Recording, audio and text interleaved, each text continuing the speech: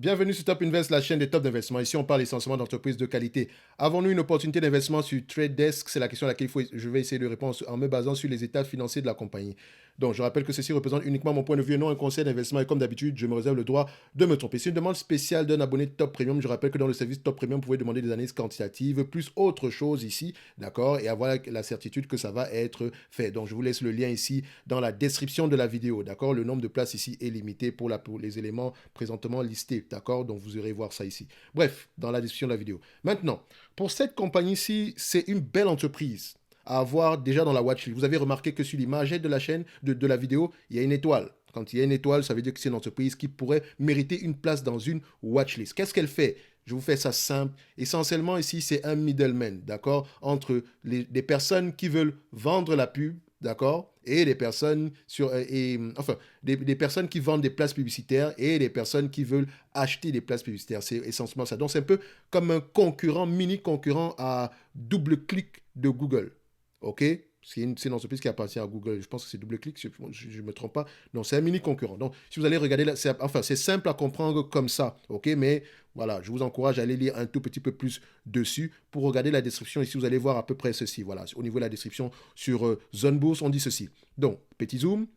So, The Trade Desk est une société de technologie. Grâce à sa plateforme en libre service basée sur le cloud, la société et les acheteurs de publicité peuvent créer, gérer et optimiser des campagnes de publicité numérique basées sur des données dans des formats et des canaux publicitaires, notamment l'affichage, la vidéo, l'audio, l'in-app. L'in-app, c'est quoi? Donc, quand vous avez une application, par exemple, il y a de la publicité dessus. Voilà, on vous dit ici, quand vous voulez cliquer, par exemple, je ne sais pas moi, un jeu, voilà, disons Candy Crush, et que vous cliquez, par exemple, on vous dit, OK, si vous voulez regarder la publicité, si vous voulez avoir plus de goodies, cliquez sur la publicité. Bah, voilà, c'est ça, l'in-app, OK? Donc, le natif et le social sur une multitude d'appareils tels que les ordinateurs, les appareils mobiles et la télévision connectée.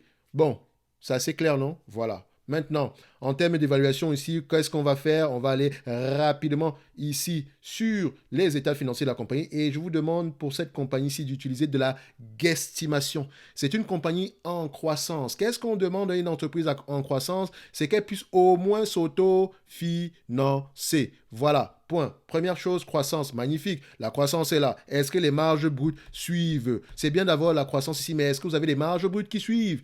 Oui, on a des marges brutes de plus en plus élevées. D'accord? Une entreprise qui a des marges brutes de 80%, dans ce domaine d'activité, s'il ne peut pas ne pas avoir au moins minimum 20% de marge nette. C'est la même chose avec Salesforce. Elle ne peut ne pas avoir 20% de marge nette. Et vous allez voir ici qu'au niveau des marges EBITDA de cette compagnie, on est à on a une diminution ici, on se retrouve à 10% en date d'aujourd'hui. Donc, c'est une pression à la baisse. Allez-y, regardez la stratégie du management ici. Pourquoi est-ce que les marges brutes sont élevées? Les marges EBITDA sont de plus en plus dépréciées. Quelle est la différence entre les deux? Dépenses opérationnelles. Et dépenses opérationnelles, est-ce que ce sont des coûts variables ou des coûts fixes? Allez-y vérifier. Et vous allez remarquer que la majeure partie sont des coûts variables. Un peu comme avec Salesforce. D'accord? La force de vente ici, voilà, les commerciaux sont des coûts variables. OK? Parce qu'une fois qu'il a vendu le service ici, techniquement, voilà, l'entreprise peut se charger de revendre des produits supplémentaires au-dessus. D'accord? Et lui, il va se charger de chercher d'autres clients. Et entre-temps, si on n'a plus besoin de lui, on coupe la force de vente. OK? Sans compter aussi également les commissions qu'il y a derrière, etc. Donc, essentiellement des coûts variables. Donc, réfléchissez au-delà des ratios parfois. Mais attention, en commençant toujours par eux. Donc, tu ne vas pas me demander de réfléchir sur une compagnie qui n'a aucun revenu, rien du tout, sur une promesse de médicaments ou je ne sais pas quoi. OK? Donc, premièrement, EBITDA ici, diminution, mais je rappelle que l'EBITDA ne représente pas la rentabilité d'une entreprise. Est-ce que l'entreprise a au moins des free cash flow positifs? Oui. Ça veut dire quoi? Ça veut dire qu'avec ces free cash flow positifs, il y a de grandes chances que le niveau d'endettement reste, premièrement, stable, et deuxièmement, que le nombre d'actions ne bouge pas trop. Est-ce que c'est le cas ici? Oui. Vous avez une compagnie de croissance qui a des marges brutes assez élevées, d'accord? Donc, et qui a des marges EBITDA en dépression, allez-y rechercher s'il y a forcément un coût variable quelque part ici. Donc, c'est temporaire. Qui a des free cash flow positifs, malgré la pression au niveau des marges, qui a des free cash flow positif et en supplément de ça, qui n'a pas de dette parce qu'on a une dette nette de 1 milliard 190 millions ici et le nombre d'actions est à peu près stable. c'est déjà quelque chose. Donc, il y a quelque chose de très bon qui se passe dans cette compagnie-ci. Donc, quand vous allez l'évaluer, prenez en considération la guesstimation. Les analystes s'attendent, le management s'attend à quoi comme objectif de marge? OK? C'est ce qu'on va regarder ici. Enfin, en me basant sur ce que mentionnent les analystes sur, ici, sur, on va dire ici, sur, on va dire ici, zone bourse. Vous voyez ici que les analystes ont des marges. Ils s'attendent à des marges aux alentours ici de, voilà, margin, free cash flow, aux alentours ici de 30%. C'est bien, ok? Mais allez-y retrouver l'information. Il faut que le management le mentionne. Quand est-ce qu'on va arriver à ce niveau-là? Ok? Quelle est la taille du marché? Et la taille du marché de cette entreprise-ci est énorme. Elle pourrait continuer à croître de l'ordre à peu près de 20, elle pourrait continuer à avoir une croissance de 20 à 15% sur les années à venir. D'accord? Déjà, par le passé, on a combien ici? Juste à vue d'œil, c'est une entreprise qui a au moins 20% de croissance. Et ça pourrait continuer. Allez regarder la taille du marché. Cette compagnie-ci peut doubler en 5 ans. Elle peut doubler littéralement. Imaginez, on a des marges, je même, mettez-vous, on va utiliser la guesstimation ici, ok? Donc, 1,6 milliard, c'est le revenu actuel, d'accord? 1,6 milliard, c'est le revenu actuel, ça pourrait doubler, minimum. Donc, on va faire à peu près 3 milliards ici. Si ça double, on sera à 3 milliards, 3 milliards 200. 30% de ce montant-là, c'est les marges attendues ici, selon, comment on appelle ça? Selon les analystes sur zone bourse, faites attention, 30% de ce montant-là, ça représente 960 millions. Multiplié par 25 fois les bénéfices parce qu'elle a des marges exceptionnellement élevées. Et ça pourrait continuer. On arrive à une valorisation aux alentours de 24 milliards. Par rapport au prix actuel, vous allez vous dire, oh, mais l'entreprise est surévaluée. Mais elle pourrait avoir cette croissance pendant très, très, très, très longtemps. Mais vous me connaissez. Vous savez que je n'achète pas une entreprise de croissance à un prix qui... je préfère acheter une compagnie de croissance à un prix qui n'implique pas la croissance. Parce que je veux me protéger au maximum. Ça veut dire quoi? Ça veut dire qu'en date d'aujourd'hui, quand l'entreprise ici cote aux alentours ici de 60 dollars l'action, les bénéfices nets ici qui sont ajustés d'ailleurs, attendus pour 2025, on fait 1,25. On n'enlève même pas la dette et on a du cash net. Donc, c'est même pas la peine d'aller enlever la dette ici. On a 500 millions d'actions, donc ça sera à peu près 2 millions ici en supplément par rapport à la dette nette qu'on a. Donc, de 2 dollars en supplément ici. Donc, ça ne va pas changer grand-chose. OK? Mais vous pouvez l'ajouter si vous voulez. Je pense que vous commencez déjà à être habitué par rapport à la façon dont on réfléchit sur cette chaîne-ci. Donc, fois 25 fois les bénéfices, pas besoin d'aller vérifier. Je sais que les PER sont de 25.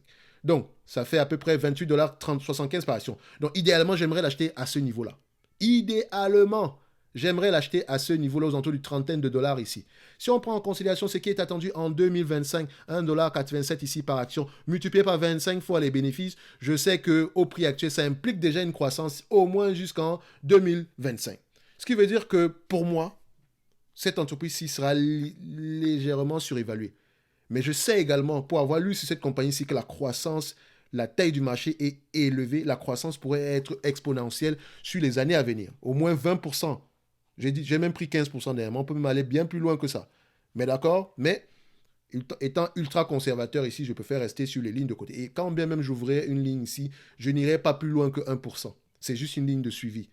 Parce que je sais que c'est une compagnie en date d'aujourd'hui qui, dans les 10 ans à venir, pourrait ici apparaître comme étant très sous-évaluée. Mais, une chose, je sais également que la croissance pourrait ralentir. Il y a également la compétition, etc. Donc, je préfère me protéger au maximum et acheter à un prix qui n'implique pas la croissance. Et mon prix qui n'implique pas la croissance sera au moins déjà aux alentours de 50 dollars en descendant.